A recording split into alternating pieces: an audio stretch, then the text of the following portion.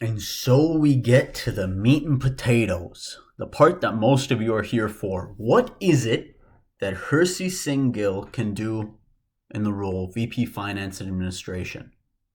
And to preface this video, in case you didn't watch the last one, I have experience in both business, as I've run my own business, I've managed my finances, I've made the spreadsheets, I know how to interpret the numbers.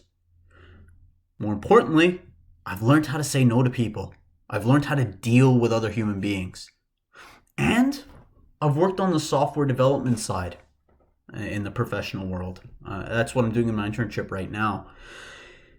And so I want this video to be uncut, impromptu, fully me, so you can see what I'm all about. With that out of the way, I want to create an app.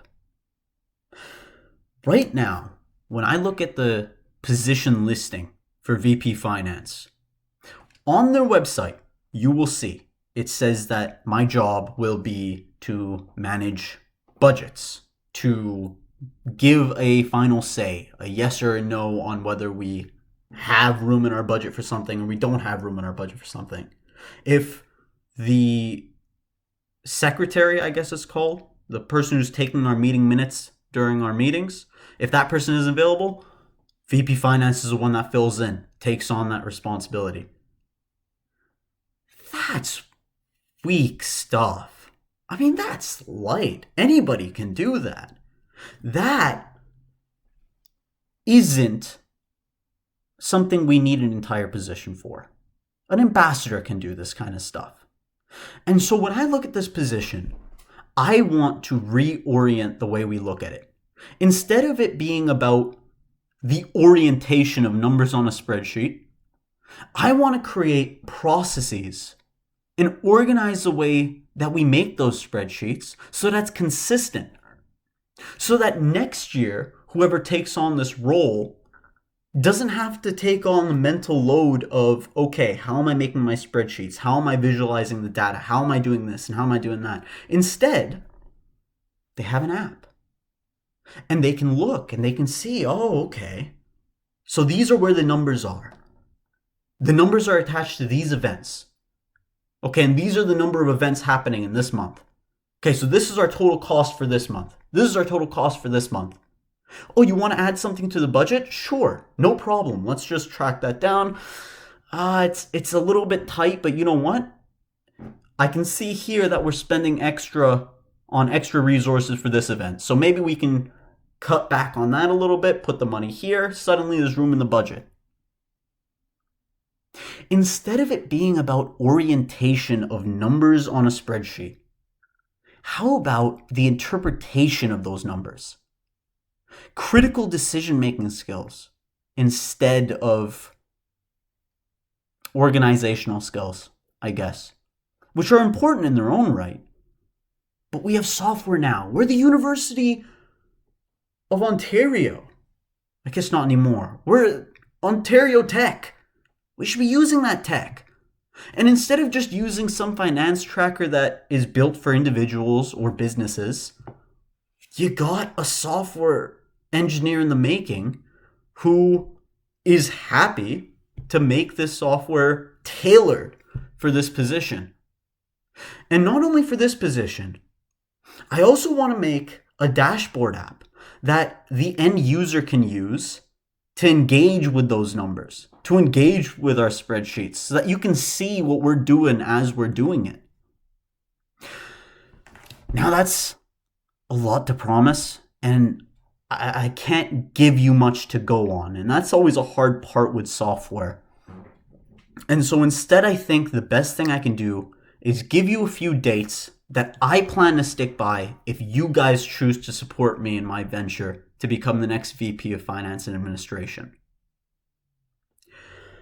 If you allow me to take on this role, by the beginning of May, I will have, actually, I guess before that, up until May, I will spend that time researching the technologies needed, and anything I don't already know, I'm a full stack developer, so I have a pretty good arsenal, but if there's anything extra needed on top of that, I'll spend my time over the next few months researching that. And by the beginning of May, I will have a full detailed outline of what it is that I aim to create. By the end of the summer, when we get into our school year, I will have the first app created for the VP Finance to be using to create the budgets, to create the spreadsheets. And that way we get a sense of maintenance, and we also see where the flaws are in the existing implementation, so we can improve it as we go further into December. And then by beginning of December-ish, kind of second week of December after exams die down, I want to have an outline out in that first week for the second app on my arsenal, the dashboard app for the end users. I hope that by the beginning of the first semester, there'll be work started on that.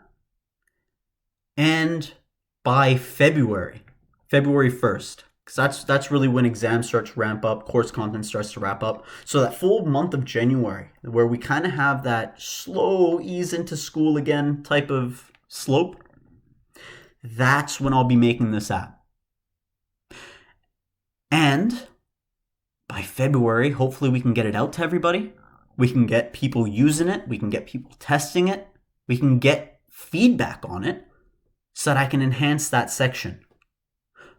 Further, I want to make this all open source so that when I'm gone, somebody else can take it on, can develop it, can adapt it to their needs, because that's the reality. Needs change. But what shouldn't be changing is the process we make by which we interpret those numbers. We shouldn't put the onus of, okay, if you want to create the spreadsheet like this or this, it's up to you. If you want to do it like this or this, it's up to you. You want to use pink or blue, your choice. All these meaningless decisions that have nothing to do with the role become the primary focus of a role like this, because what else is there to do? It's not really rocket science. It's precise. It's very calculated. You have to be very careful when you're playing with numbers, especially with money. But we can take this a step further. I think where we are right now is good. But good isn't good enough. The default is great. We're trying to be engineers here. The default is great, but what we strive for should be excellence. And that's what I meant in my last video.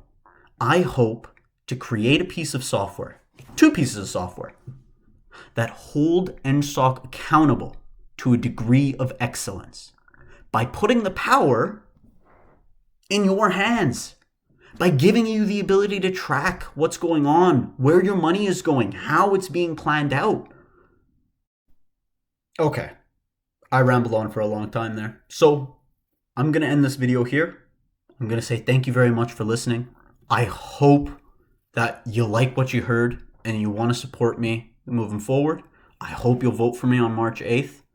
I'll put a link everywhere once it's available.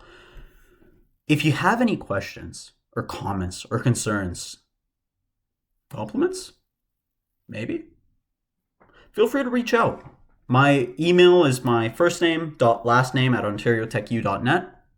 You can find it in the description of the YouTube channel. Same with my Instagram and my Facebook. You can find all those things on the YouTube description of this channel. And reach out on any one of those with anything at all. Even if you just want to, hey, you suck. Sure. Hey, anything. Take care. Stay safe. And don't you dare go hollow.